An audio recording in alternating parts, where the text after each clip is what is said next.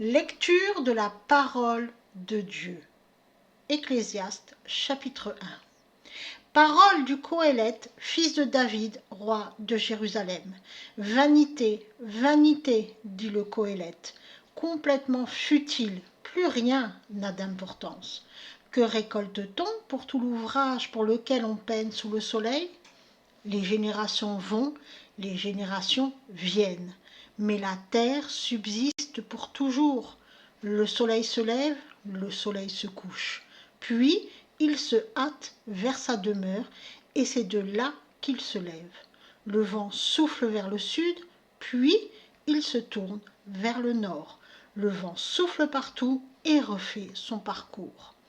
Tous les fleuves coulent vers la mer, mais la mer n'est pas remplie. Les fleuves continuent à couler jusqu'à l'endroit où ils coulent.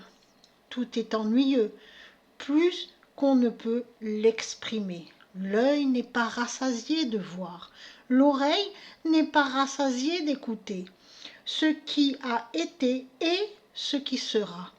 Ce qui a été fait, c'est ce qui sera fait. Et il n'y a rien de nouveau sous le soleil. Y a-t-il une chose dont on dise « voici, ceci est nouveau » ? Cela existait déjà dans les siècles avant nous.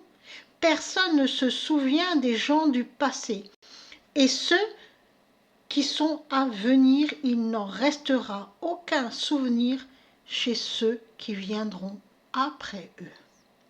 Moi, le Coëlette, j'ai régné sur Israël à Jérusalem. Je me suis sagement appliqué à chercher et à étudier tout ce qui est fait sous les cieux.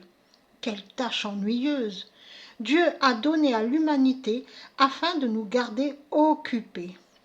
J'ai vu toutes les activités accomplies sous le soleil, et tout cela est vanité et pâture du vent. Ce qui est tordu ne peut être redressé. Ce qui n'est pas là ne peut être compté.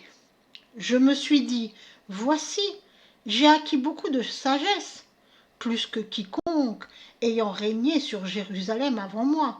Oui, j'ai expérimenté beaucoup de sagesse et de connaissance. Cependant, lorsque je me suis appliqué à comprendre la sagesse et la connaissance, ainsi que la stupidité et la sottise, je me suis aperçu que cela aussi était pâture du vent.